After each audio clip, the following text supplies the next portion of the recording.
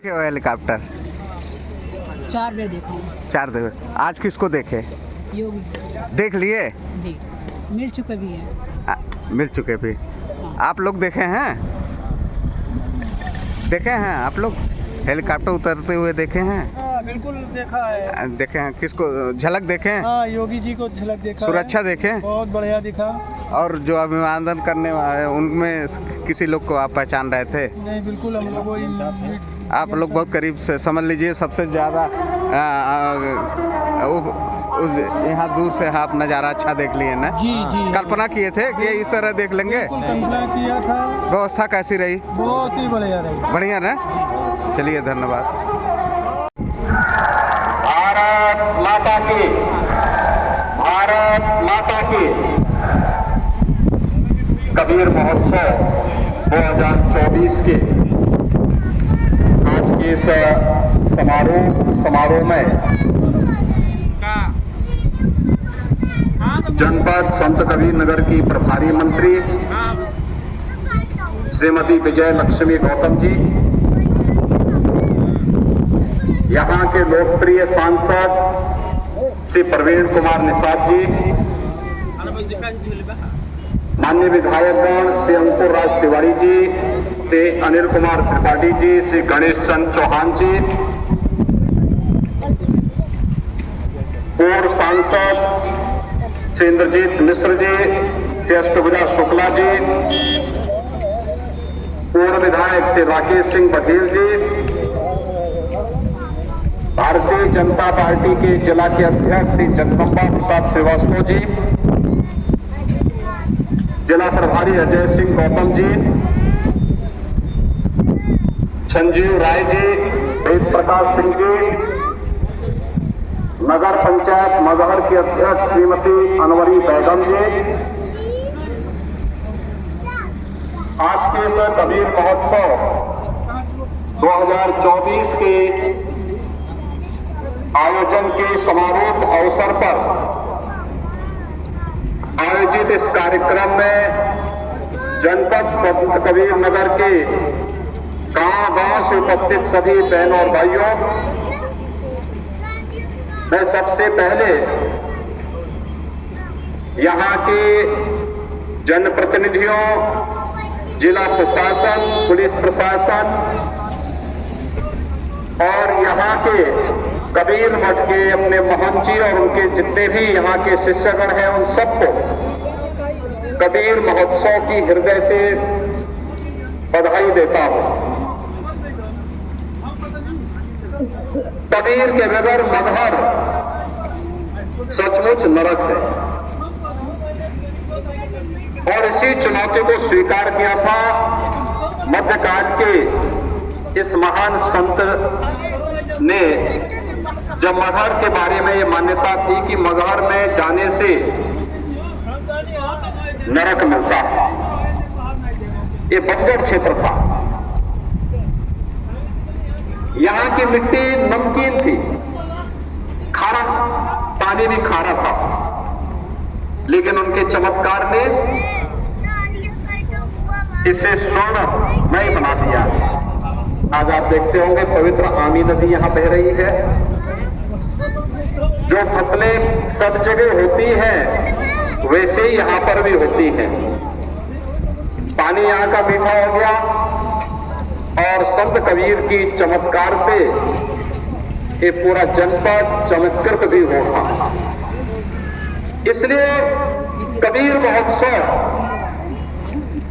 ये यहाँ की पहचान है, इस जनपद की पहचान है और जनपद का नामकरण भी इसीलिए संत कबीर के नाम पर ही संत कबीर नगर के रूप में इस जनपद को हम सब जानते हैं। इस अवसर पर पूरे संत कबीर नगर जनपद वासियों को मैं हृदय से बधाई देता हूं, अपनी शुभकामनाएं देता हूं और स्वाभाविक रूप से अयोध्या में प्रभु रामलला के 500 वर्षों के उपरांत भव्य मंदिर में आगमन के उपरांत संत कबीर नगर जनपद में मैं आ रहा हूं तो 360 करोड़ रुपए की परियोजनाओं का लोकार्पण और शिलान्यास करने का अवसर भी मुझे प्राप्त हुआ है। ये 360 करोड़ रुपए रुपए की परियोजनाएं जो आज यहां पे लोकार्पित की गई हैं, इसमें सुरक्षा से जुड़े हुए, पर्यटन से जुड़े हुए और आम नागरिक के जीवन से जुड़ी हुई शिक्षा है, स्वास्थ्य है, पेयजल है, सड़क है, इन सब से जुड़ी हुई योजनाएं हैं जो उसके जीवन में व्यापक परिवर्तन का कारक बनती है। बहनों भाइयों, यह एक बहुत महत्वपूर्ण क्षण है हम सबके सामने, जब तकनीक का उपयोग करते हुए हम लोग हर नागरिक को सुरक्षा की गारंटी दे सकते हैं। अगर हमने उत्तर प्रदेश में सुरक्षा को प्राथमिकता नहीं दी होती तो सत्र के पहले जैसा पहचान का संकट उत्तर प्रदेश के नौजवानों के सामने, उत्तर प्रदेश के वासियों के सामने था, यही संकट होता तब न निवेश होता, न विकास होता और हम सब अपनी पहचान के लिए मोहताज होते। लेकिन जनता जनार्दन ने अपनी भूमिका का निर्वहन किया।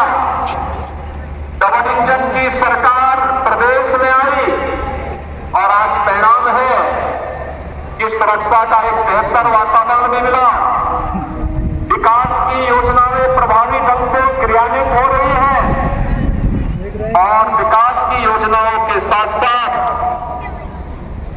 जनता को लोक कल्याणकारी योजनाओं का लाभ किस रूप में प्राप्त हो रहा है। आज इस कबीर महोत्सव के अवसर पर मगहर में 600 बालिकाएं दाम्पत्य जीवन के साथ यहां पर शादी ब्याह के कार्यक्रम के साथ जुड़ रही हैं। उनका विवाह का कार्यक्रम मुख्यमंत्री सामूहिक विवाह योजना के माध्यम से आज यहां संपन्न हो रहा है। मैं इस अवसर पर यहां के जनप्रतिनिधियों और प्रशासन को इस कार्य के लिए हृदय से बधाई देता हूं और इन सभी परिवारों को भी अपनी शुभकामनाएं देता हूं जिन परिवारों की बालिकाओं का, बालकों का शादी ब्याह हो रहा है। मैं तो देख रहा था, मैंने वहां एक थोड़े को वहां पर मैं देख रहा था, वहां पर मैंने पूछा तो पता लगा लड़का तो गोरखपुर का ही रहने वाला है। तो मैंने कहा देखो तुमने अपना कार्ड नहीं दिया, लेकिन देखिए सरकार की योजना मुझे यहां लेके आ गई, मैं बिना बुलाए मेहमान आपकी शादी में शामिल हो गया। अब सोचिए 600 बालिकाओं की शादी, दहेज मुक्त विवाह, दहेज मां बाप नहीं देंगे, खाने पीने की व्यवस्था मां बाप को नहीं करनी है, ये कनाज तंबू ये जितना भी ताम झाम है सब मां बाप को नहीं करना है। ये सारी व्यवस्था सरकार करेगी। 51,000 रुपए हर जोड़ी की शादी के लिए, जिसमें से 35,000 रुपए बालक बालिका के खाते में जमा कर दिया जाता है। 10,000 रुपए का सामान बालिका और बालक के लिए खरीदे जाते हैं और 6,000 रुपए खाने पीने आदि व्यवस्था में यहां पर खर्च हो रहे हैं। 51,000 रुपए हर जोड़े को शादी ब्याह के लिए सरकार उपलब्ध करवा रही है। यह एक बड़ा कार्यक्रम और मुझे आप बताते हुए प्रसन्नता है कि प्रधानमंत्री मोदी जी के बेटी बचाओ बेटी पढ़ाओ के कार्यक्रम की कड़ी में उत्तर प्रदेश की योजनाएं, मुख्यमंत्री कन्या सुमंगला योजना, बेटी के जन्म देने से लेकर के स्नातक तक की पढ़ाई की व्यवस्था और शादी योग्य होगी तो मुख्यमंत्री सामूहिक विवाह योजना के माध्यम से इसी प्रकार का भव्य समारोह। आप मुझे बताइए किसी की बारात में इतनी भारी संख्या आती है क्या? मुख्यमंत्री भी है, मंत्री भी है, सांसद भी है, विधायक भी है, अधिकारी गण भी है और समाज का हर तबका भी यहां पर उपस्थित एक साथ हो गया। इतनी भीड़ तो मैंने बारात में देखी नहीं, लेकिन इतनी भीड़ शादी ब्याह के कार्यक्रम में सामूहिक विवाह योजना के माध्यम से इन गरीब बालिकाओं की शादी ब्याह के कार्यक्रम में, तो यह ईश्वर की कृपा है, संत कबीरदास जी की कृपा है और डबल इंजन सरकार का प्रभाव है जिसका लाभ आज आपको यहां पे प्राप्त हो रहा है। इस अवसर पर मुझे प्रसन्नता है कि सामूहिक विवाह योजना के साथ साथ संत कबीर नगर जनपद एक नया जनपद, एक लंबी यात्रा नहीं हुई और इस जनपद ने अपनी यात्रा को किस तरीके से तेजी के साथ आगे बढ़ा रहा है। पिछले 5 वर्ष के अंदर आपने देखा होगा प्रधानमंत्री मोदी जी का भी कार्यक्रम यहां लगा था, राष्ट्रपति जी का भी कार्यक्रम यहां लगा था, कबीर एकेडमी का भी निर्माण हम लोगों ने यहां पर किया है।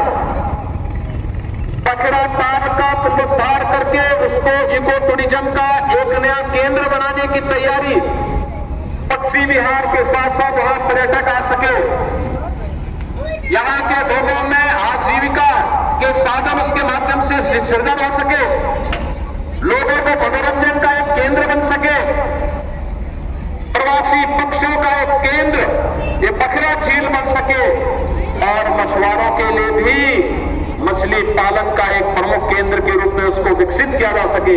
इस दृष्टि से बखरा झील के पुनरुद्धार की एक बड़ी कार्य योजना हम लोग तैयार कर रहे हैं। लेकिन साथ साथ यहां पे कामेश्वर धाम मंदिर के लिए भी पुनरुद्धार और पर्यटन विकास के कार्यक्रम को हम आगे बढ़ाने जा रहे हैं।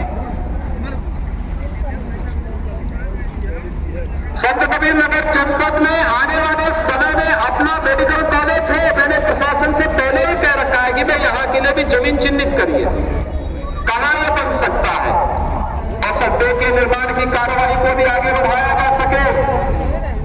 जहां ये हो, अगर इतनी सब सुविधाएं देनी है तो उसके लिए सुरक्षा का माहौल चाहिए और इसी के लिए integrated command and control centre, integrated command and control centre जहां पे एक ही जगह से बैठ करके, एक कमरे में बैठ करके पूरे नगर और जनपद के प्रमुख स्थानों की सीसीटीवी से एक एक जगह की जानकारी वहां पर कैद होती रहेगी, रिकॉर्ड में होती रहेगी, लोग देखेंगे भी। और अगर किसी ने बदमाशी करने का प्रयास किया, किसी बेटी को छेड़ने का प्रयास किया, किसी की इज्जत पे हाथ डालने का प्रयास किया या कहीं चोरी डकैती करने का प्रयास किया, तो अगले चौराहे पे जाते जाते पुलिस उसको स्वयं दबोच देगी, भाग नहीं पाएगा, तो भाग नहीं पाएगा। एक जगह से सब कुछ वहीं से उसको पता ही नहीं लगेगा, लेकिन अगले चौराहे पर इससे पहले कि कुछ हो तब तक राम नाम सत्य है की बात सामने आ जाएगी। तो कमांड एंड कंट्रोल सेंटर एक तो सुरक्षा का बेहतर माहौल देगा और दूसरा ट्रैफिक मैनेजमेंट के लिए ट्रैफिक की व्यवस्था, कहां पे जाम है ये देखने का काम भी इसके माध्यम से ट्रैफिक पुलिस करेगी, डायरेक्शन देगी, कहां पे पुलिस को लगना है, कैसे व्यवस्था होनी है, कहां जाम है यह देखने का भी एक अवसर मिलेगा। नगर पालिका परिषद स्वच्छता के कार्यक्रम की मॉनिटरिंग भी ICCC से देख सकती है और ठीक इसके साथ ही कोरोना कालखंड में integrated command and control centre की उपयोगिता आपने देखी होगी। तमाम यानी कोरोना कालखंड में हम लोग इसका उपयोग करते थे, एक एक गांव में स्क्रीनिंग करने की, एक एक गांव में क्या गतिविधियां चल रही इनको देखने की, हॉस्पिटल की व्यवस्था का संचालन करने की, वैक्सीनेशन के कार्यक्रम की, सैनिटाइजेशन के कार्यक्रम की और तमाम अन्य कार्यक्रमों को हम लोग लेकर के चलते थे। और आज ये सभी कार्यक्रम यहां पर मुझे बहुत अच्छा लगा कि संत कबीर नगर जनपद ने भी अपना ICCC बना दिया है और उसको व्यवस्थित तरीके से आगे बढ़ाने के लिए कार्य किया है। मैं इसके लिए यहाँ के जनप्रतिनिधियों को भी धन्यवाद दूंगा कि इन्होंने अपनी निधि का उपयोग भी ICCC बनाने में किया और उसका परिणाम है कि एक सुरक्षित इलाहाबाद, सुरक्षित मगहर, सुरक्षित संत कबीर नगर, उनके प्रयासों से आज यहाँ पे प्रशासन और शासन की योजना का लाभ यहाँ पर उसके माध्यम से लोगों को प्राप्त होगा।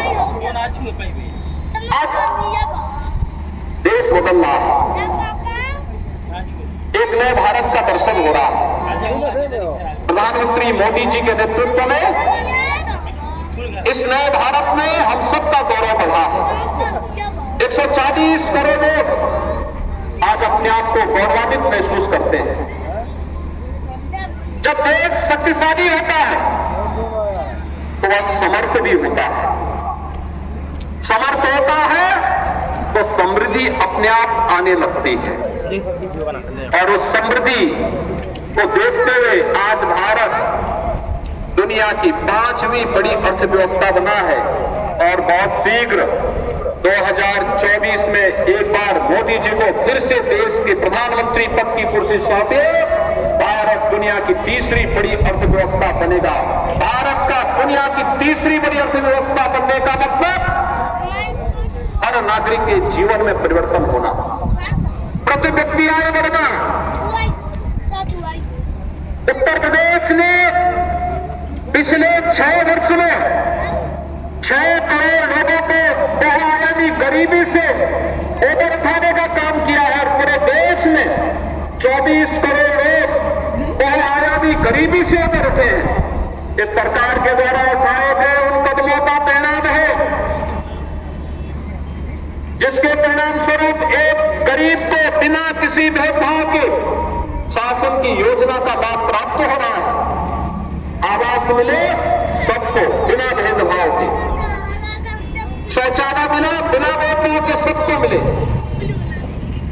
आयुष्मान का कार्ड बिना भेदभाव के सबको मिल रहा है, राशन कार्ड की सुविधा हर जरूरतमंद को प्राप्त हुआ है, सड़कें बन रही हैं, हाईवे, रेलवे, एयरपोर्ट,